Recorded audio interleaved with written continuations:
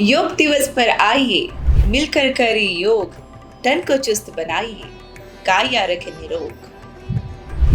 21 जून, हर बार की तरह आज भारत और पूरी दुनिया योग दिवस मना रही है। यूं कहें कि भारत की प्राचीन संस्कृति की लोहा मान रही है, पर इस बार का योगा बहुत ही खास है, बेहद ही खास है। इस बार का योगा है महिला सशक्तिकरण पर, या ये कहें योगा फॉर वुमेन एम्पावरमेंट। इसलिए मैं आपकी host Shalini Jungheera can health talk show में एक नया एपिसोड लेकर आई, जिसकी खास मेहमान है हमारी डॉक्टर प्रभा, नमस्कार, who holds a rich experience of 45 years और एक एलोपैथी डॉक्टर होने के बावजूद भी वो प्रोत्साहित करती है अपने पेशेंट्स को कि कैसे आप अपनी बीमारियों को योगा से भी ठीक कर सकते हैं। तो सबसे पहले doctor, welcome to the show and happy international yoga day. चलिए मैम, शुरू करते हैं अपने सवालों का सिलसिला। तो कहते हैं कि योगा से ही होगा, एक कहावत है, योगा से ही होगा। तो सबसे पहले हम अपने व्यूअर्स को ये बताते हैं कि क्या उपाय है हमारे गायनेकोलॉजिस्ट के ज़रिए कि पीसीओएस जो एक फीमेल से कॉमन प्रॉब्लम है, हार्मोन इम्बैलेंस हो जाता है, पीरियड्स इरेगुलर हो जाते हैं, तो क्या वाकई में ही योगा इन प्रॉब्लम से निजात पा सकता है? बिल्कुल शालिनी, धन्यवाद।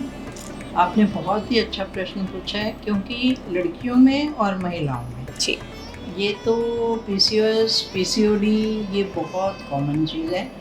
और मैं आज योगा दिवस पे, योगा जो आज अंतर्राष्ट्रीय योगा दिवस हम मना रहे हैं, उस पर एक ज़रूर मैसेज ये देना चाहूँगी कि अगर महिला जगी तो देश जगा, देश जगा तो विश्व जगा।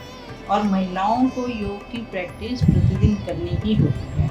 जहाँ तक पीसीओडी का सवाल है, पीसीओएस का सवाल है, वो पहले तो हमें होने ही नहीं देना, क्योंकि एक प्यूबर्टी एज पे और एक मेनोपॉजल एज पे ये बहुत कॉमन होता है। तो होने नहीं देना का क्या अभिप्राय है कि हमें प्रारंभ से ही योग की प्रैक्टिस करनी है। उससे फिर प्रिवेंशन होगा। और अगर हो गई है, पीसीओएस हो गया है, पीसीओडी हो गई है, तो उसके लिए भी योग बहुत कारगर है, बहुत अच्छा इलाज होता है। इसमें क्या है कि ओवरीज में मल्टीपल सिस्ट हो जाती हैं, इसका मेन कारण ये होता है।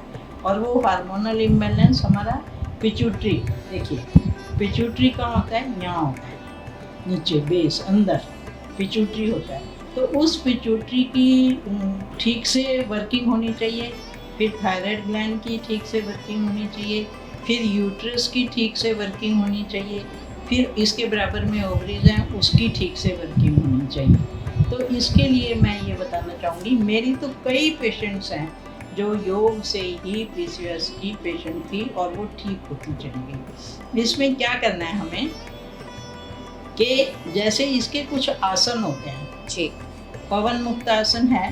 पवन मुक्त आसन में क्या करना है, ये दोनों लेग्स को हम ऐसे मोड़ के नाक से लगाएंगे। अगर नाक से नहीं भी लगता तो कोई बात नहीं है, यहाँ पे मोड़ के इसको घुटने पकड़ लेंगे अपने हाथों से और पकड़ के, और फिर इसको पवन मुक्त आसन कहते हैं। तो जितना जहाँ तक जा सके वहाँ तक जाएं, ठीक है। ये एक बार, फिर 2 बार, ऐसे 6 बार करेंगे हर रोज। तो इसमें मुश्किल से आपके 3-4 मिनट लगेंगे। और बहुत ज़्यादा आपको प्रेशर नहीं देना, जितना आपसे आराम से कर सके वो हमने करना है। दूसरा, फिर हमें एक सेतु बनना। देखिए किसी भी एक्सरसाइज में folding, stretching, stretching, folding, stretching, folding, ये करना। तो हमें क्या करना है कि इसमें सेतु बंद आसन, यहाँ दोनों हाथ रखेंगे, ये दोनों हाथ रखे और हमने इसको ऊपर उठा दिया और ये सेतु बना, ऐसे सेतु बनाना है। इससे हमारी ओवरीज की स्ट्रेचिंग होगी और यहाँ से हमने क्या किया था कि इसकी फोल्डिंग होगी। फिर हमने मरकट आसन, घुटनों को मोड़ा और फिर घुटनों को मोड़ के और फिर ऐसे करना है। ये हमने इधर मोड़ा और ये हमने इधर ट्विस्ट देनी है, स्पाइनल ट्विस्ट, स्पाइनल भी और एब्डोमिनल भी। ओके, एब्डोमिनल ट्विस्ट तो करनी ही है।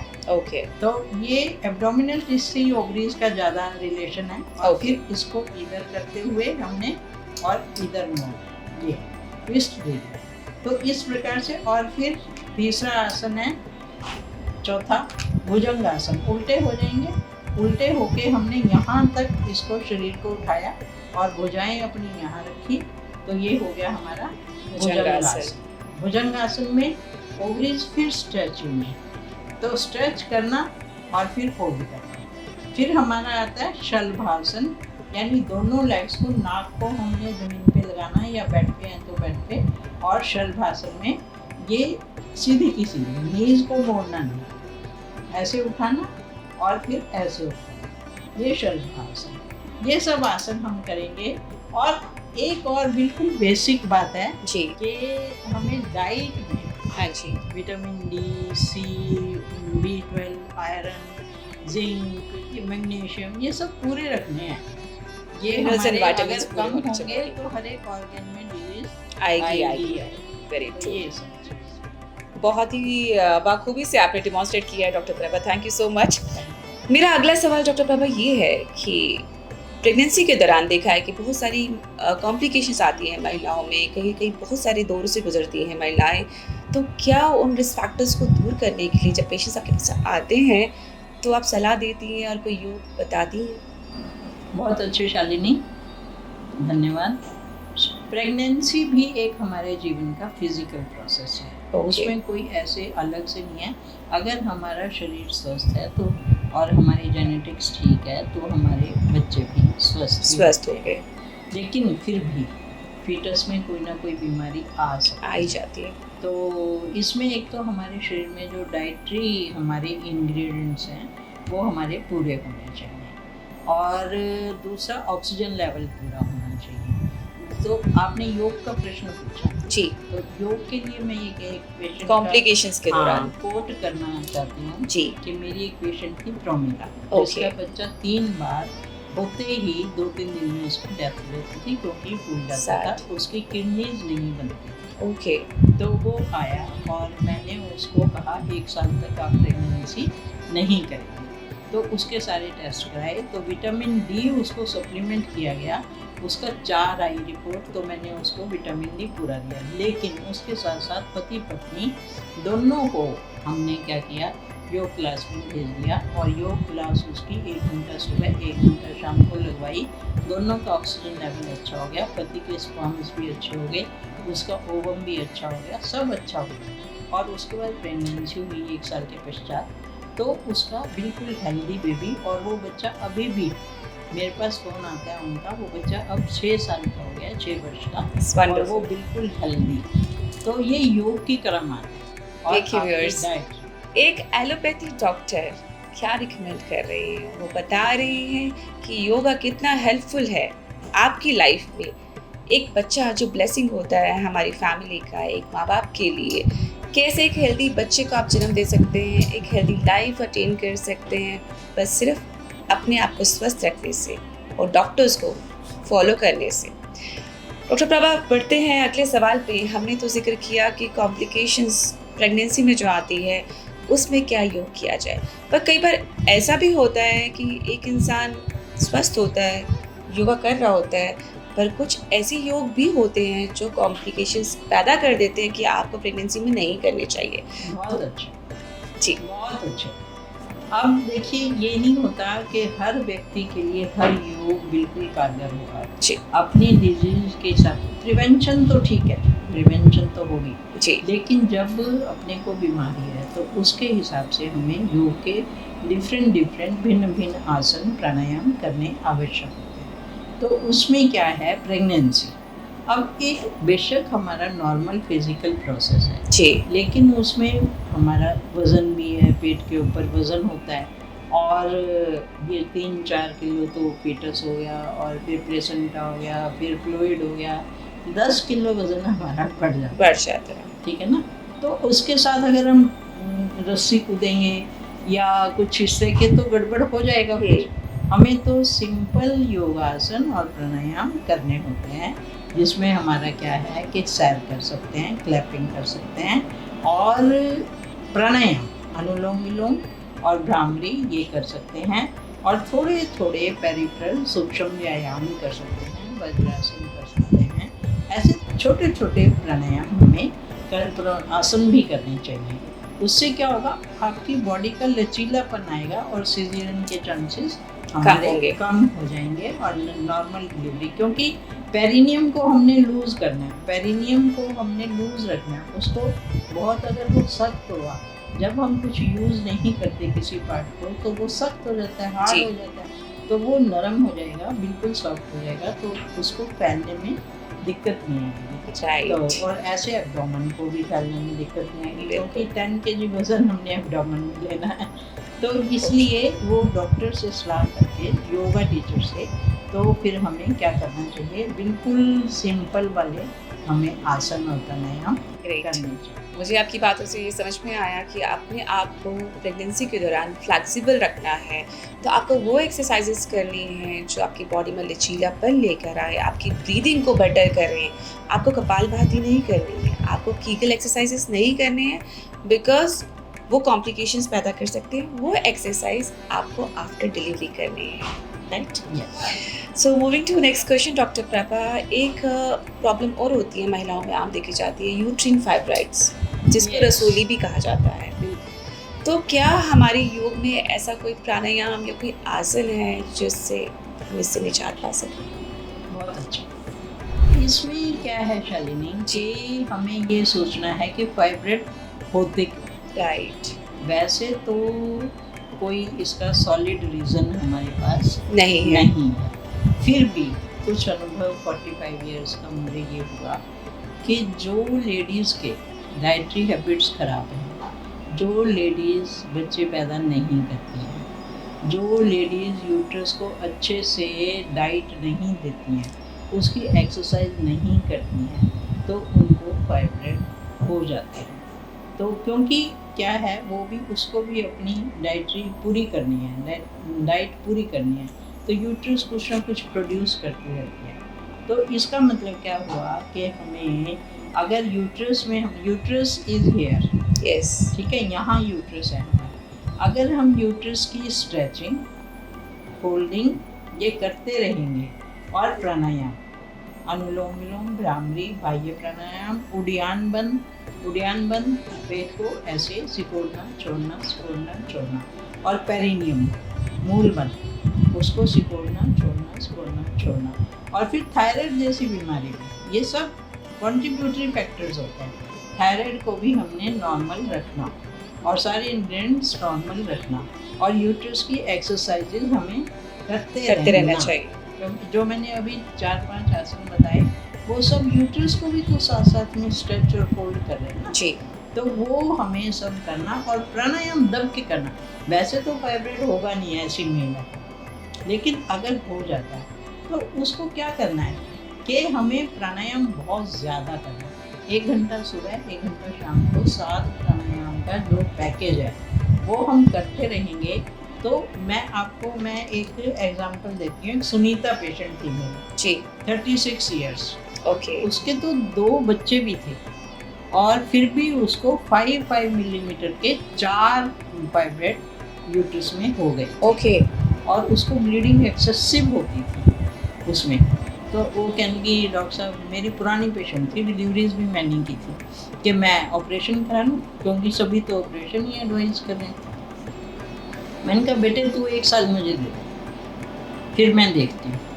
तो उसने 1 साल मेरा कहना माना, सारे टेस्ट करके जो कमी थी वो पूरी करी, और जो उसको सारे आसन बताए, प्राणायाम उसने बहुत अच्छे से किया। उसका आयरन कम था, ओके, तो iron, I think basic problem for each and every woman in India, right? तो फिर उसके बाद उसने फाइब्राइड को, मतलब बड़ी, मैं खुद भी हैरान थी। 6 मंथ्स के बाद अल्ट्रासाउंड कराया, तो उसके जो फाइब्राइड थे 2 मिलीमीटर के 2 रह गए थे। तो मुझे बड़ी खुशी हुई, बहुत सेटिस्फेक्शन हुई, और फिर उसके, हाँ, अच्छा लगता है जब तो आपका खुद का पेशेंट। मेरे पास कितने पेशेंट हैं जो मैं प्रूफ पे ला सकती हूँ। तो इसलिए मैं ये एडवाइस करूँगी, प्लीज़ सारी महिलाएं प्राणायाम और आसनों को अपने जीवन में अच्छे से लेकर आएँ और करें। ग्रेट व्यूअर्स, इससे ज़्यादा आपको क्या चाहिए? एक फीमेल डॉक्टर, एलोपैथी डॉक्टर आपको रिकमेंड कर रही है कि yoga inculcation in your life. Ma'am एक एग्जांपल्स के साथ आपको बता रही है, खुद के पेशेंट्स के नाम गिनाकर कैसे उनके पेशेंट्स एक योगा के ज़रिए ठीक हुए। तो फॉलो करना शुरू कर दीजिए। अगला सवाल डॉक्टर प्रभा ये आता है, ब्रेस्ट में भी कई बार लम्प्स बन जाते हैं, या हम उसको फाइब्रॉइड्स बोलते हैं या लम्प कहते हैं, इन medical language I really don't know. और उसके लिए कोई योगा हमारे पास होता है, आप गाइड करते हैं फीमेल्स को? बहुत अच्छे। ब्रेस्ट की जो इंसिडेंस आजकल हो गई है, जी। फाइब्रो एडिनोमा कहते हैं इसको, ओके, फाइब्रॉइड्स। ठीक है। तो ये क्या है, बहुत बढ़ गई है, हाँ, बहुत बढ़ गई है।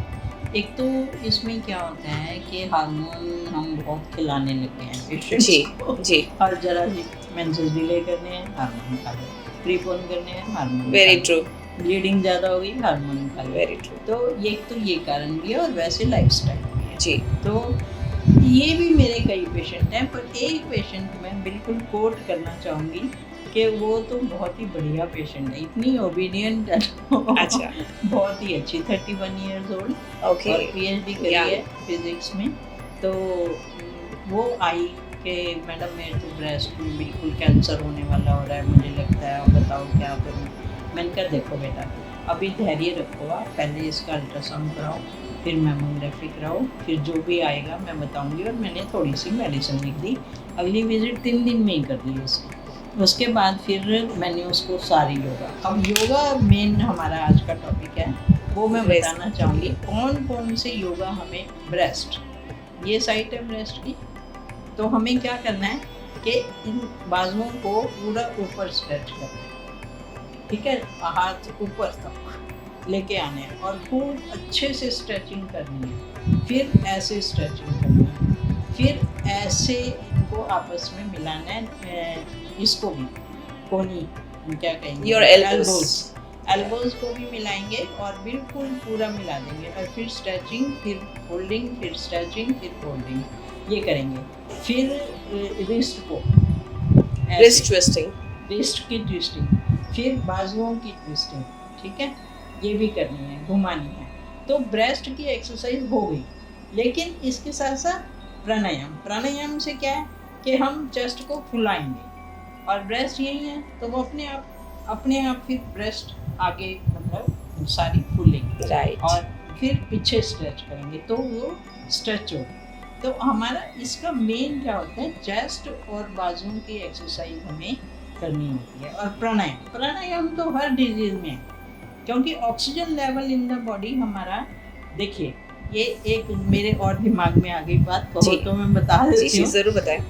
कि जैसे मैं नॉर्मली सांस लें, कि नॉर्मली श्वास लेने से क्या होगा, मेरी 95, 94, 93% मेरी ऑक्सीजन ऑक्सीजन चलेगी, लेगी, ठीक है। तो लेकिन जब मैं प्राणायाम करती हूँ, मैंने अनुलोम किया और या फिर भस्त्रिका किया, और मैंने वेंटिलेटर पे अपना लगा के देखा या ऑक्सीमीटर लगा लिया फिंगर में, तो मेरी ऑक्सीजन 100% आ जाती है विद इन 2 मिनट्स। ऑब्वियसली, क्योंकि जैसे प्राणायाम किया, चेस्ट में एल्वियोलाई होती हैं लंग्स में, वो एल्वियोलाई 600 मिलियन से 800 मिलियन दोनों लंग्स में है, ठीक है। तो वो क्या है, जब हम नॉर्मली सांस लेते हैं, कुछ एल्वियोलाई बिना ही खुले हुए रह जाते हैं, वेरी ट्रू, और उनमें स्क्रीशंस इकट्ठी होनी शुरू हो जाती है, तो फिर That leads to धीरे धीरे diseases. फाइब्रोसिस हो जाती है। राइट, अगर हम ऐसे करेंगे, उसको पूरा फुलाएंगे, तो सारी एल्वियोलाई में ऑक्सीजन भरेगी, और एटमॉस्फेयर में 21% ऑक्सीजन है, जी, ठीक है ना।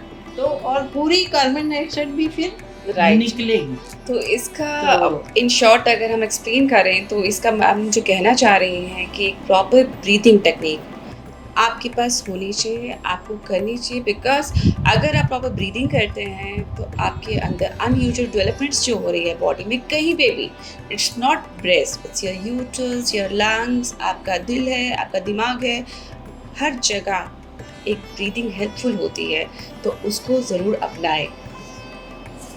अगला सवाल आता है हमारा, मैम पूछना चाह रही हैं, मेरे को बता रही हैं, हाईलाइट कर रही हैं कि इनफर्टिलिटी, इसको कोई डिस्कस करना पसंद नहीं करता है, महिलाएं शर्माती हैं और कोई पूछने नहीं आता, बट हम चाहते हैं दर्शक डॉक्टर प्रभा के माध्यम से जाने infertility and yoga, how it is useful.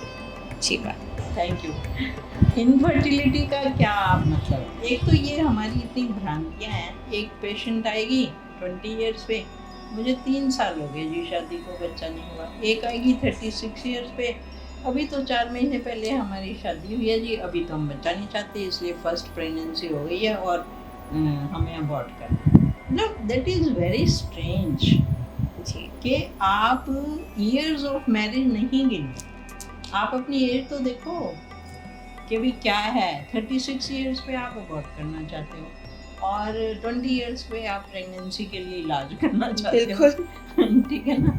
तो ये हमें सोचना है कि हमारी 25 ईयर्स के करीब, 26 ईयर्स के करीब हो गई है, चाहे शादी को हमें कुछ भी टाइम हुआ हो, तो हमें बच्चा करना ही होगा. क्योंकि मेडिकली मैं बताऊँ आपको, 30 ईयर्स पे हमें बच्चा कर लेना चाहिए, before 30 years. That is our anatomy, physiology of the body, that is very very nice and healthy. अगर हम 30 के बाद करते हैं तो वो हमारा हेल्थ धीरे धीरे down, atherosclerosis, osteoporosis, there are so many things. तो इनफर्टिलिटी की परिभाषा ये है कि आपकी एज और ईयर्स ऑफ मैरिज डिपेंड है. दूसरा, जो कि आज क्योंकि योग दिवस है तो हमें ये देखना है कि इनफर्टिलिटी में योग का क्या रोल है. जी. इनफर्टिलिटी क्यों है? या तो पीसीओएस है, या फाइब्रॉइड्स हैं, या आपको एग नहीं बनता, या आपको स्पर्म्स कम है. तो इन सब का तरीका वही है. हमारे पेशेंट आते हैं, सबसे पहले क्या होता है, आईवीएफ वाले कह देंगे कि आईवीएफ करवा लो, है ना. जो कोई और हिस्टेरो करता है वो कह देगा हिस्टेरो करवा लो, जो लेप्रो करते हैं वो कह देंगे लेप्रो करा लो. तो मैं एक एडवाइस देना चाहूँगी जो कि मेरे पेशेंट्स में बिल्कुल बिल्कुल लगभग 99% सक्सेसफुल होता है. ठीक है. मेरा तरीका वही है कि मैं उनकी सारी डाइटरी देखता हूँ, पैटर्न सब चेंज करते हैं, लाइफस्टाइल चेंज करती हूँ. लाइफस्टाइल, रात को 2 बजे सो रहे हैं वो, तो बताइए उसके कैसे उसका लीवर ठीक रहेगा. बिल्कुल. ठीक है ना. जब लीवर ही खराब है तो ओवरी भी खराब है, यूट्रस भी खराब है. ठीक है. मेंसेस डिले हो जाते हैं.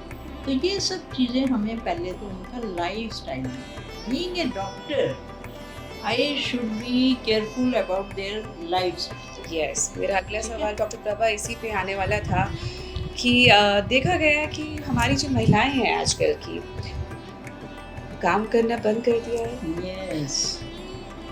Please don't feel offended.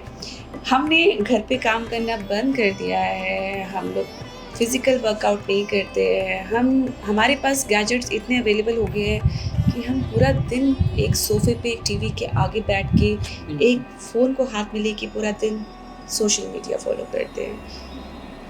उन महिलाओं को आप क्या मैसेज देना चाहती हैं आज इस खास मौके पर? बिल्कुल. आज योग दिवस पर विशेष कि आपको योग को ऐसे जीवन में लाना है जैसे आप खाना खाते हैं. मान लीजिए आपको भूख लगी है तो लंच करोगे ना जी. डिनर करोगे ना, तो इसकी भी भूख लगनी चाहिए आपको योग की.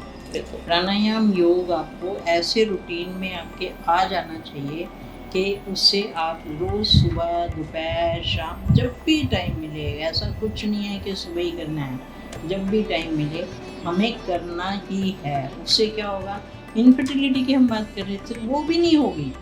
आपको बिल्कुल आराम से हो जाएगा बच्चा, कोई दिक्कत ही नहीं आएगी. मेंसेस कोई प्रॉब्लम नहीं आएगी, फाइब्रॉइड आपको होंगे नहीं, और ये आपका पीसीओएस होगा ही नहीं.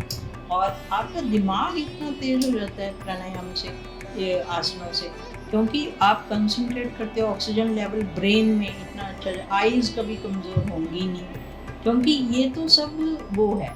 हाँ, विद एज जो होना है वो तो होगा, लेकिन वैसे आपको कोई प्रॉब्लम्स लाइफ में नहीं होगी. तो मैं, और महिलाओं को तो मैंने जैसे पहले कहा, महिलाओं को तो पूरा घर संभालना है, और मैं तो कहती हूँ महिलाओं ने पूरा विश्व ही संभालना है. बिल्कुल. So women, you are the world makers, you are the future makers. मुझे लगता है हम सब महिलाएं सुंदर दिखना चाहती हैं, सुंदर के साथ साथ हम स्वस्थ भी दिखना चाहती है. सुंदर प्लस स्वस्थ, beauty with the brain.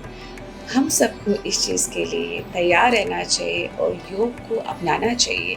Bharat ने इस साल जो योग की मशाल जलाई है, मैं चाहती हूँ कि वो मशाल जलती रहे और हम आने वाली पीढ़ी को एक स्वस्थ समाज, एक बेहतर पीढ़ी के लिए प्रेरित करें। So viewers, remember to stay informed, stay proactive and take care of your good health.